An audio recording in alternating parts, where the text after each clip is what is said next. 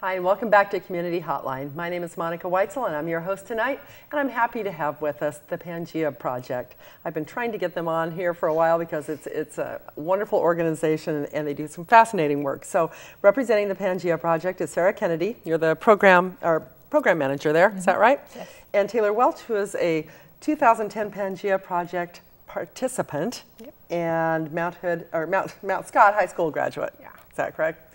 So, and I want you to tell me a lot about your trip and everything you've been involved in. But first, Sarah, I'd like to start with you, if you could, and tell me a little bit about the Pangea Project, what it is, how it came about, what your mission is, if you would. So in 2003, Stephanie Tolk and Deb Delman came together, and both had really fantastic experiences traveling abroad. Those had been transformational experiences for them, and they recognized that they had the privilege to do that and wanted to provide that opportunity for other youth who might not have that opportunity due to financial constraints or other things in their lives. So for 3 years, they fundraised, they got the word out, they knocked on doors. It was a very grassroots effort. And in 2006, ran the first program with a group of 7 students to Ecuador. Nice. So that was our seminal program in Ecuador, and we've traveled to Ecuador every year since then. And then in 2008, also were able to add Thailand, so taking students to both Ecuador and Thailand. Two different sets of students, two not different the same. sets. Wonderful. Now, I know from people I've talked to that have had the opportunity to study abroad or to live abroad or just have any experiences abroad, it's a wonderful. It is, like you said, transformational experience. And I never had that growing up. I don't think it was as common back then for people to do that. My daughter got to study in Mexico for about 4 months when she was in college, and it changed her life. It really did. Taylor, you had the experience of going to Ecuador, is that right? Yeah, it was absolutely amazing, really. So tell me a little bit about it. How did you first find out about the Pangea Project, and how did you get involved with that? Well, my senior year, one of my teachers came up to me and just said I would be a good participant for it. So I signed up and just started going with the program. So what did that involve? When you say you signed up and started going, what did you have to do? First, it started off with a class that we'd have during school. Was it at your school? Yeah. Oh, okay. And we do community service, a part of the class, so learn about things going on in our community and also things going along around the world. Okay, so and how did that tie into the trip that you went on? Well, when we went to Ecuador, we did a lot of helping out the community. So this wasn't a sightseeing tour, No, was it? not at all. We did and a how lot long of were you things. there? A month. A month. That's a nice long time.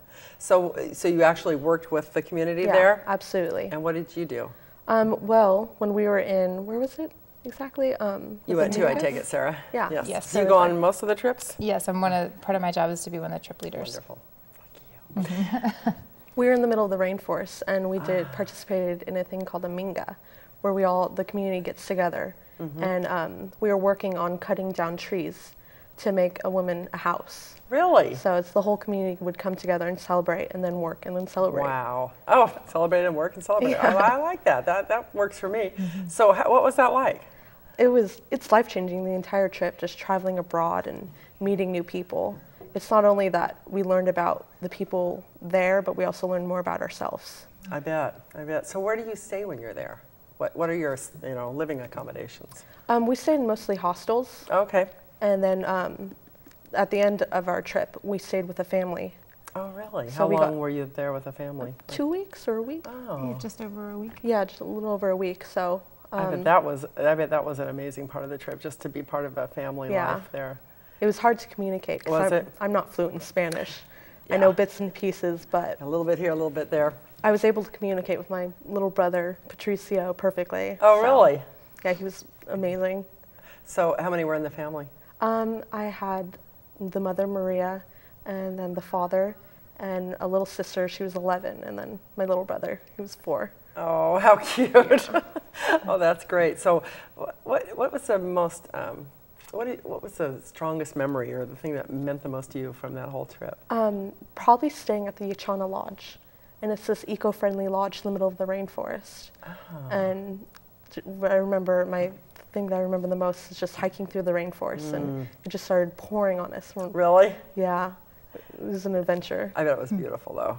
Absolutely. Beautiful. So what's Ecuador like? I don't know It's not much about it. necessarily all rainforest, because Yeah. when you hear Ecuador, people think of either the Galapagos Islands or the Right. rainforest. But we stayed in Quito quite a bit, and that's the main hub of Ecuador. And it's a busy city. It's huge. Is it? Oh, okay. So you get out in the city a lot? Or Yeah. We'd be able to go off in groups and go around, but it was interesting to communicate with, surrounded by people speaking Spanish, and you don't speak any. You have to learn how to cope. Yeah, it would be difficult. How about you? How's your Spanish? It's better when I'm in a Spanish-speaking culture than when I'm away from it. Isn't that something? Yeah. Yes. I was telling you, I just got back from vacation Yeah. in Puerto Rico, and my daughter speaks Spanish, but hasn't spoken it that much, lately. And but she just got right back into it. And I don't speak it at all, so it was good to have her there. But and that's part of the experience that we, want to provide the students. It's that cultural immersion. It's figuring out how to communicate cross-culturally and what other tools can you utilize when you don't have a common language. And you do figure it out. You do. Sometimes it's a bit of work on both people's parts, but it is possible to communicate. So you've gone on all the trips. Well, I just started with the organization last spring, so actually going to Ecuador was my first trip. Is that your first one? Oh, okay. Yeah. So that's the only one that you've been on with the Pangea Project so far. Oh, so how was it for you? It was also life-changing, I think, in a different way. It was my first time to Ecuador, but not my first time traveling abroad. My first time to travel abroad and be sort of guiding a large group of young people and sort of being responsible for them. And how many were in the group? We took 19 students total, but we were in 2 separate groups. So we had a group of 9 and a group of 10. Perfect. And seeing another culture and another country through their eyes was amazing. So the focus on the trips, is it usually it usually involves some community service, Yes. is that correct? Does it usually focus on conservation and ecological, is that focus pretty much, or what kind of things do people do when they go on the trips?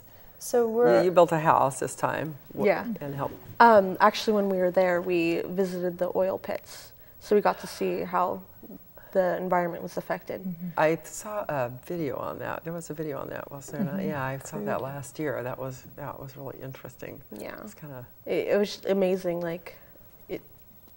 feeling the heat of the oil coming from these it looks like a lake of oil. Wow. It's horrible, really. Yeah. Yeah. But we got to learn about the community and how we could, make the smallest differences help. Yeah, any little thing you can do helps. So so when the trips to Thailand take place, will you go on those too, or is that somebody else will go on it? As program manager, I would lead one of the in. 2 Okay. trips. Yeah. Have you been there? No. No. So that'll be an experience too. Okay. So what if somebody were interested in becoming part of the Pangea Project? How old do you have to be? How do you get involved? What's the criteria for becoming involved in your organization? So as of last year, we are just partnering with 3 local community-based organizations, alternative schools in the Portland Public School System. So Mount Scott is one of our high schools, Open Meadow High School, and also Portland Youth Builders. So and those are both in northeast. Open Meadows, North Portland. Is that right? Open Meadows, North Portland. Right, and Portland Youth Builders Northeast? Okay. In the Lentz neighborhood, and then Mount Scott is in the Southeast. Foster Palace. Yes. So the first piece of criteria is to be a At student in one of those schools. Mm-hmm. And to take World Class, which is the class that Taylor was talking about, that we offer the spring term at those schools. We ask that students be a minimum of 16 before they enroll in the class, and Which sounds reasonable. yeah, just in terms of the maturity level Yeah. to take a student abroad. Yeah. How old are you, Taylor? I'm 19. You're 19. So yeah, I So went with you're Pangea's. just graduated, that's Yeah. right, yeah. Yeah. So, and so then, once they say they want to become involved in this, they take the World Class, and then what other things do they have to do? How long is the preparation for going on a trip? The class is 1 term long, which is about 12 weeks, and then we do 2 weeks of intensive pre-travel training where it's a lot about cultural immersion, that cross-cultural communication, just basic traveler safety do's and don'ts. Yeah, that's good. So that's the Is that at the school too? No, we do that offsite because that happens when school's out. So, oh, okay. During the summer. And you travel during the summer, right? Yeah, okay. So, and is that at your facility at the Pangea Project? We find other places to meet in the okay. community. We're in a tiny office off of MLK, very grassroots, so Yeah. not necessarily large enough to house everyone. Yeah, probably it'd be a bit crowded, wouldn't it? Yeah. So if people are interested in being involved in, they have to be at the school, they have to be at least 16 years of age, they sign up for they can get the information at the high school, right? Do you anticipate expanding the program to other schools as your organization grows? We would love to. Okay. You know, I think ideally, we've had several other alternative schools contact us That were interested saying in that it. they're interested, and I think down the road we would love to be in more schools. And, Yeah. I'm sure it's a matter of fundraising, Yes, you know, absolutely. definitely. yeah, if you figure out a way to get some of that through the schools, you know, like when, I don't know how all that works, but it seems like it would be such an asset to have that as part of a school curriculum, to be able to offer that Yeah. at any school. We think so, and the Yeah. schools that we partner with also think that we're a great asset. But you know, it's nice that we as a nonprofit get to partner with these schools, especially with the current school funding situation. You know, a lot of times extracurricular projects and They get cut. Yes, so they do. Have you been in contact, or other people at Pangea Project been in contact with people who have gone through this program and then have gone on to do things either in community service or more global work? I mean, have you followed that? Do you track what people do, students do after they go through the program? We do.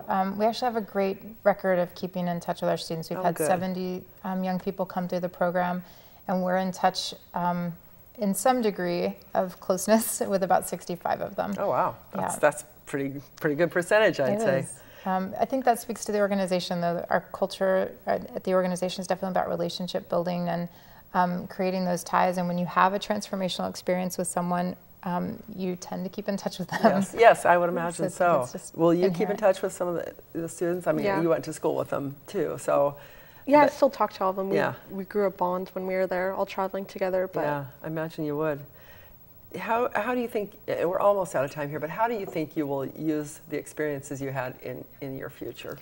well, without Pangea, I would have never traveled abroad or gone overseas. It wouldn't have been an option for me. So I'm pretty thankful for that. And you know, it just opened the door for me. I want to travel. I want to get out there. I want to do things. And I think you can make it happen if you want it bad enough, you know, and I think that you'll be more likely to travel more and see the world and become involved in the world community. So tell me just real quickly, the mission of, we talked a little bit earlier about Pangea and what that word meant and what your mission is. Can you kind of say that again for me? Sure.